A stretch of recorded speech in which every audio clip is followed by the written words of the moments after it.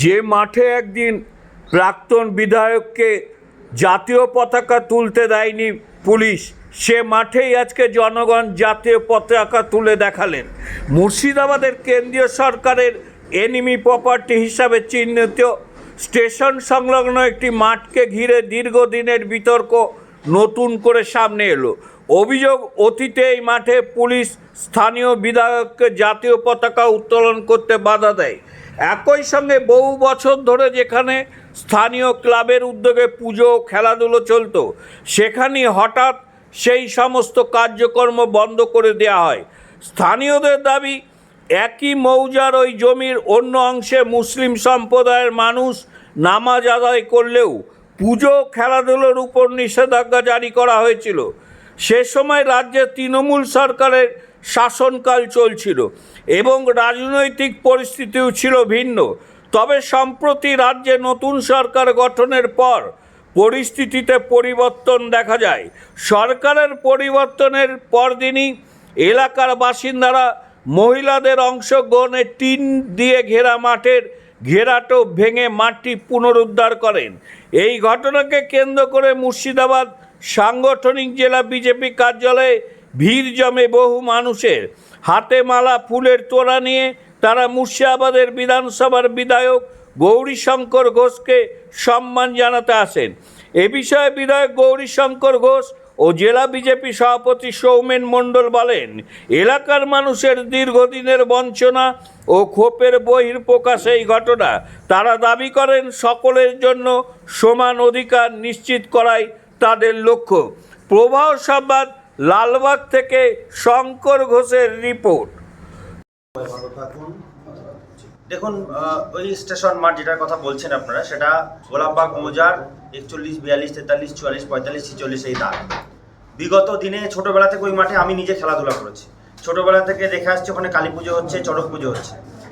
অদ্ভুতভাবে দেখলাম এই তৃণমূল সরকার আসার পর এখানকার তৃণমূলের কিছু নেতৃত্ব এবং তৃণমূলের দালাল পুলিশ প্রশাসন সে সময়ে এই কালী পুজো হঠাৎ করে বন্ধ করে দিল। হঠাৎ করে তারা দাঁড়িয়ে থেকে সেখানে চড়ক পুজো বন্ধ করলো। আমাদের বিধায়ক পতাকা উত্তোলন করতে গেছিল, সেই পতাকা উত্তোলন করতে দেওয়া হয়নি। অথচ সেই জায়গাতে, সেই একই দাগের জায়গাতে কোর্ট অর্ডার যদি থাকে, কোর্টের অর্ডারে যদি পুজো বন্ধ হয়, তাহলে কি করে সেই একই জায়গাতে কোর্ট অর্ডার থাকাকালীন সেই টিন দিয়ে ঘিরেছে পুলিশ, তার পেছনে জায়গাতে অবৈধভাবে মসজিদের কনস্ট্রাকশন হচ্ছে, অবৈধভাবে মসজিদের আশেপাশের জায়গা ঘিরে নেওয়া হচ্ছে।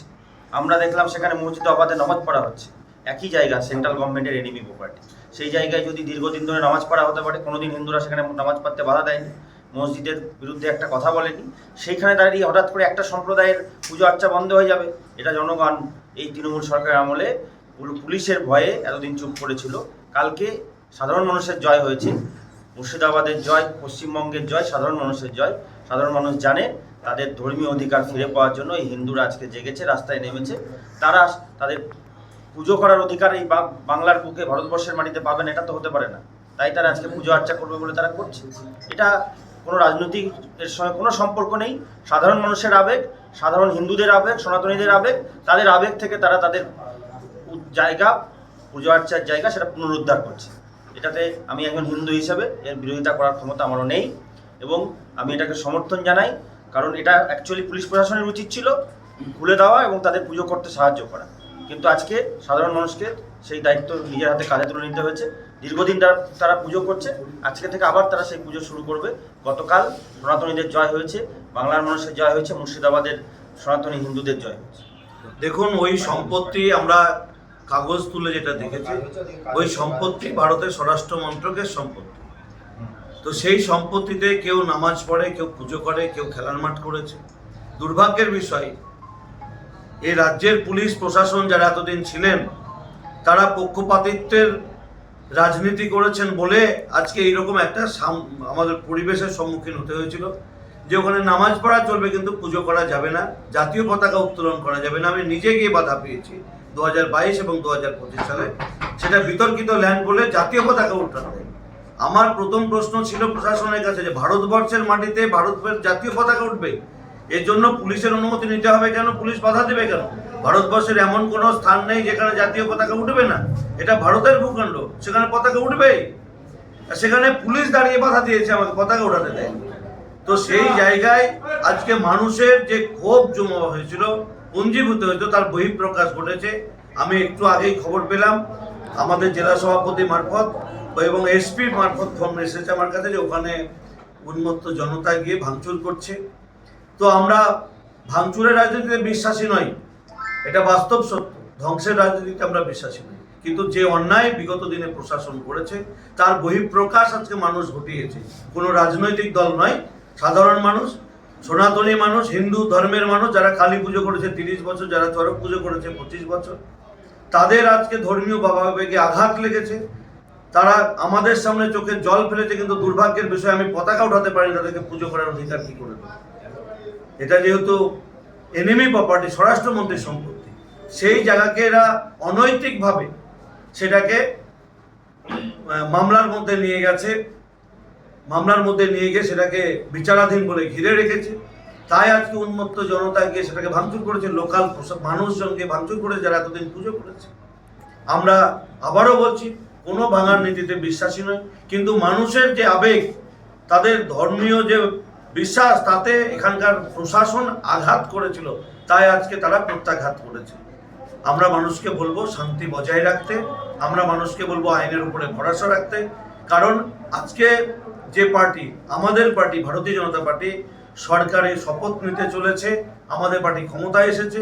আমরা রাম মন্দির বানিয়েছি, আমরা গায়ের জোরে বানাইনি। আইনের শাসনের মধ্যে দিয়ে রাম মন্দির হয়েছে, সুপ্রিম কোর্টের রায়ে হয়েছে। এই জমি ভারত সরকারের জমি, এখানেও আইনের মধ্যে দিয়ে মন্দির হবে, পুজো হবে, সব হবে। তাই আমি জনগণকে এই বলে আবেদন জানাবো যে আইনের উপরে ভরসা রাখুন। কারণ এবার যারা প্রশাসন চালাবে, আইন যেভাবে চলবে সেটা পক্ষপাতহীনভাবে চলবে, কোনো পক্ষ নেওয়া হবে না, সঠিক বিচার হবে, সঠিক কাজ হবে। তাই আইন নিজের হাতে না তুলে অপেক্ষা করতে বলবো। সেখানে পুজো হতো পুজো হবে, চড়ক পুজো হতো চড়ক পুজো হবে, জাতীয় পতাকা উত্তোলন হবে, সব হবে। মানুষ যেন নিজের হাতে আইন তুলে না নেয়, মানুষ যেন ভাঙচুরে আর না থাকে। আমি মানুষের কাছে আবেদন করব, আপনারা সরে আসুন। প্রশাসন নিজে এসে, প্রশাসন ঘিরেছিল, আমি দাঁড়িয়ে থেকে করিয়ে দিতাম। আমারও প্রতিজ্ঞা ছিল, যখন আমাকে জাতীয় পতাকা তুলতে দেয়নি, আমি প্রশাসনকে দাঁড় করিয়ে আমি ওখানে পতাকা উঠাতাম, প্রশাসনকে দিয়ে আমি টিন খোলাতাম। আমরা কেন পরিশ্রম করতে যাবো? আমার মানুষ কেন যাবে? আমার মানুষ ঘেরেনি, আমার মানুষ ভাঙতে যাবে কেন? না, প্রশাসন গেছে, ভিডিও দেখালো আমাকে 2-1 জন। তো আজকে ওখানে আমরা যেটা চাইবো, মানুষ আপাতত আইনের উপরে বিশ্বাস রাখো। আমাদের যদি কোনো শুভাকাঙ্ক্ষী থাকে, তাদেরকেও আমি আমার মন্ডল সভাপতিকে পাঠিয়েছি, তাদেরকে ডেকে নিয়ে চলে আসবে।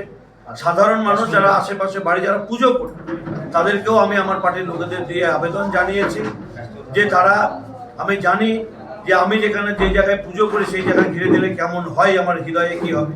আমাকে যখন জাতীয় পতাকা তুলতে দেবে, তখন আমারও হৃদয়ে এটাই আছে যে আমার হাতে পাওয়ার থাকলে আমি গায়ে জোরে আজকে তুলতাম। তো আমি, যারা এখনো আমরা শপথ নিইনি, যারা শপথ নিয়ে সরকার চালিয়েছে, তারা যে ঘৃণ্য রাজনীতি করেছে, যে নোংরামি করেছে, হিন্দু ধর্মকে নিয়ে যেভাবে প্রশাসনকে নিয়ে তারা চক্রান্ত করেছে, পক্ষপাতিত্ব করেছে, তার পুরস্কার তৃণমূল কংগ্রেস পেয়েছে। ধুয়ে মুছে সাফ করে দিয়েছে তৃণমূলকে, এবং এই বিধানসভার মানুষও তার জবাব দিয়েছে। আমরা 2491 জিতেছিলাম, এবার 31,500 ভোটে জিতেছি। আগামী দিন আমরা আইনের শাসন বাংলায় প্রতিষ্ঠা করব।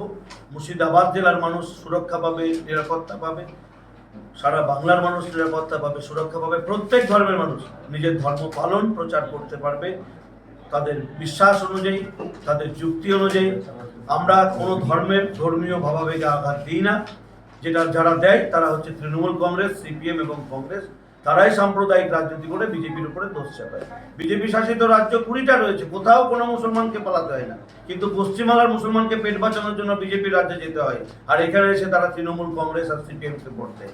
খারাপ লাগে আমাদের। রুটি রুজি দেয় বিজেপি আর ভোট পায় তৃণমূল। আমরা অনেকবার মুসলিম সম্প্রদায়ের মানুষের কাছে আবেদন করেছি যে বিজেপি শাসিত রাজ্যে মুসলমানরা বাস করে, নামাজ পাঠ করে, ঈদ করে, সব করে, তারা আর্থিকভাবে শক্তিশালী। আর আপনারা এখানে পরিযায়ী শ্রমিক, আপনারা এখানে কাজ পান না, স্বাস্থ্য পরিষেবা পান না, শিক্ষা পান না, আপনারা এখানে সরকারি সুযোগ সুবিধা পান না, আসলে সেটা কাটমানি দিয়ে নিতে হয়। তারপরেও আপনারা যারা কাটমানি নেয় তাদেরকেই ভোট দেন।